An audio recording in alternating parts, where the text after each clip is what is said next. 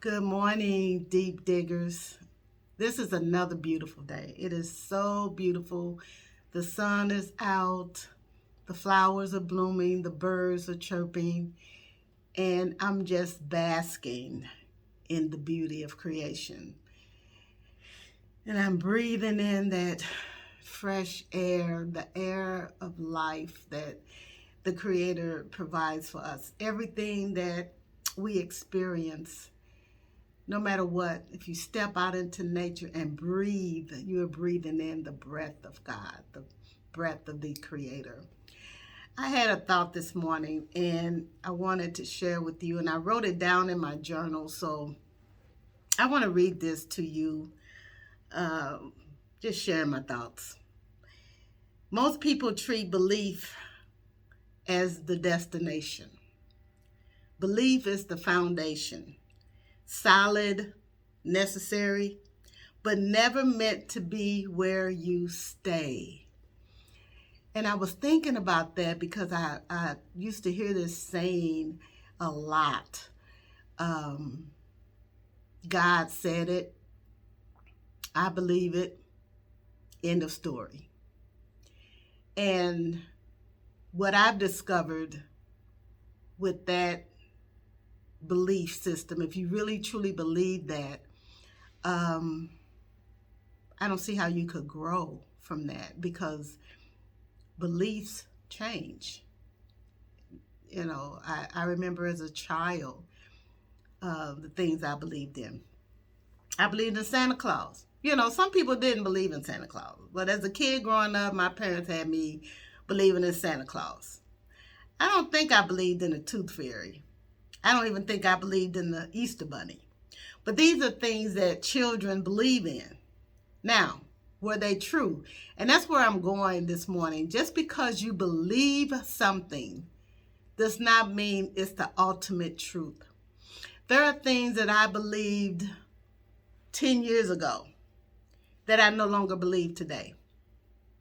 And one of those things is, when I look out into the heavens and I contemplate and reason, and I said, are we your only creation? Are we the only one that has a solar system? And as I got older and began to read and learn and educate myself, I discovered there's more than just one sun. There's more than just one moon.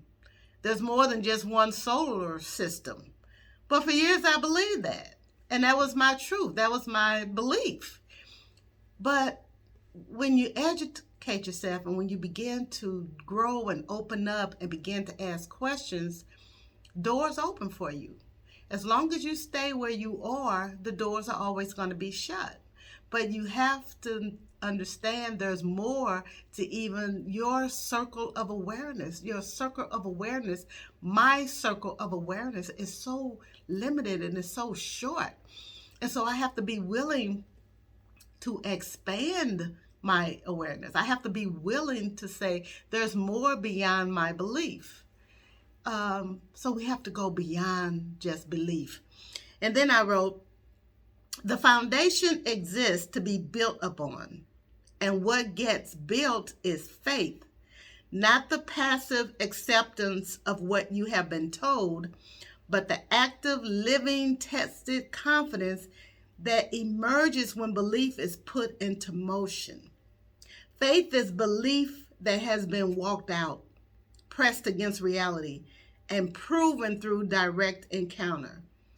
And that is so true, because I have had many direct encounters from the Spirit where the spiritual world converged into my physical reality, where Spirit came to earth and opened something in me that I could believe beyond what I had what I had always carried within me as truth.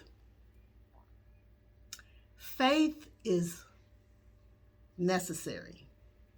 It is so necessary. But faith is a catalyst. It just launches you That's what my experience was. Because I had so much faith in the Creator, it launched me out of like shooting out of a rocket. Because I knew there was so much more, and I wanted to expand, I wanted to grow, I wanted to discover. And so faith is needed.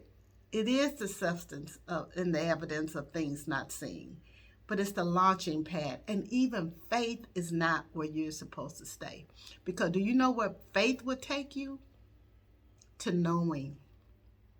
That meant you took a journey from belief, and your belief caused you to have some faith, but your faith launched you into knowing. So belief is not the foundation. Faith is not even foundation. The living Creator is the foundation. And from that, you would be launched into things that you could never imagine. That never, your eyes, you thought you would never see. Your ears, you thought you would never hear. And even from you, coming from you, your mouth, things that you thought you would never even utter. And so then I said, and faith, once activated, becomes the catalyst for something even greater. A journey of discoveries that no inherited belief system could have mapped out for you in advance, because discovery requires movement, and movement requires launching from where you stand. Belief is the pad. Faith is the launch. The journey is what no one can predict or hand to you. Stop living on the launch pad. You were never meant to stay there. So those were my thoughts this morning. I don't know why I thought about that. Yes, I do. I know where it came from, but it's something that I think is just so important. Oh my God, it's just so important that we never stop. That we never just accept the belief and just stay there. That we have to know that there's more to even what we believe. Just like I thought we were the only living beings in the whole universe. I don't believe that anymore. I mean,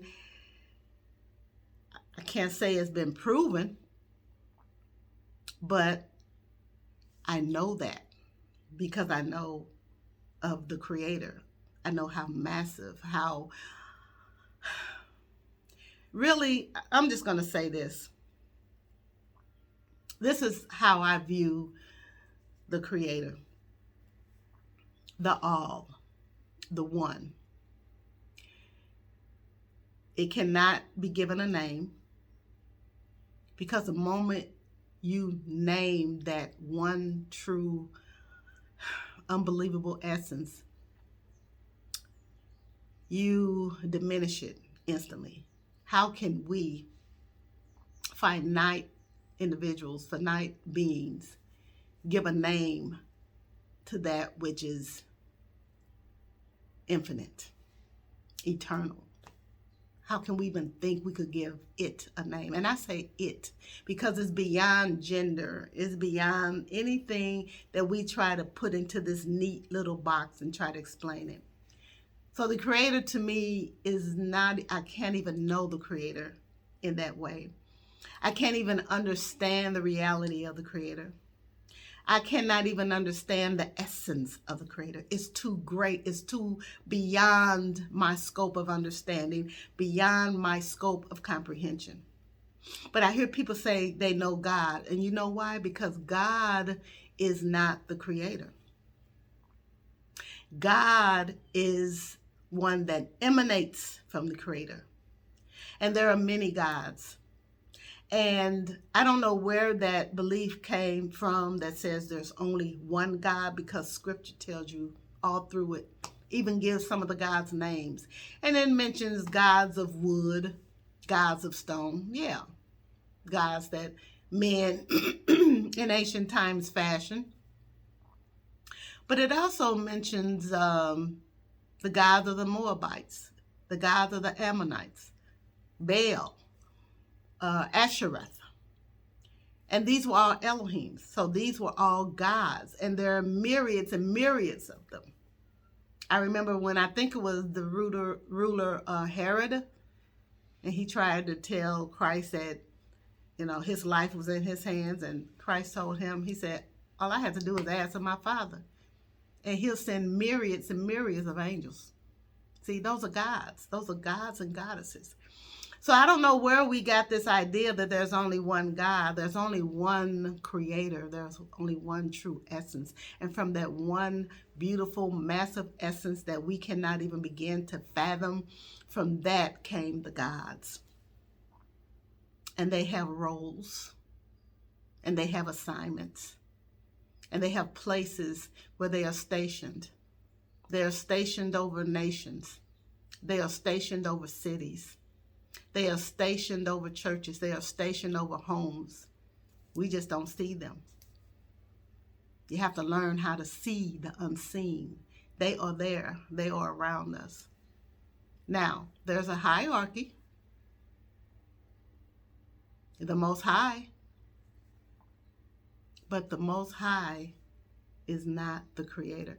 And I'm going to do some teachings on that, where I'm going to show you the difference between the word God and the word Elohim. But I will give you this assignment. Read Psalms 82. Read Psalms 82. And it tells you exactly what I just said. That they had an assignment over us. And they were supposed to help us.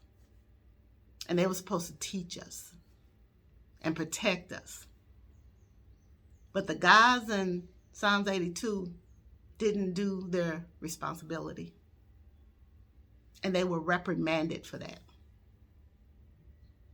So read Psalms 82, and remove that idea that there is only one. Because once you understand there is more than one God, then when you read certain things in scripture that you don't understand, and you say, how could the creator say that? How could they do that?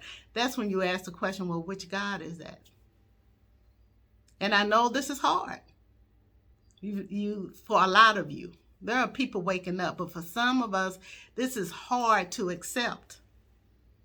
But it is the truth. It is the truth. Some of us do not know which God we are following, and we think we're following the Creator, and we're not. And I'm going to be talking about Deuteronomy 32. I'm going to put out a video today about Deuteronomy 28 and 29. And it's kind of going to just blow your mind. I think it will blow your mind because it's something that we haven't faced, something that we haven't been willing to address and face. Some of the darker things that are in Scripture, we just kind of ignore them.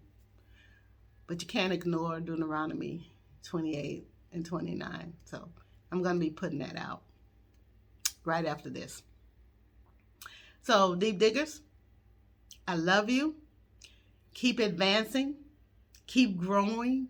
Keep exploring. And there's another thing I want to ask you to do. You know, this is Polaris, the living temple. I am Polaris, the living temple. And then it says symbolic gateways into, sacred awareness. And I want you to do me a favor.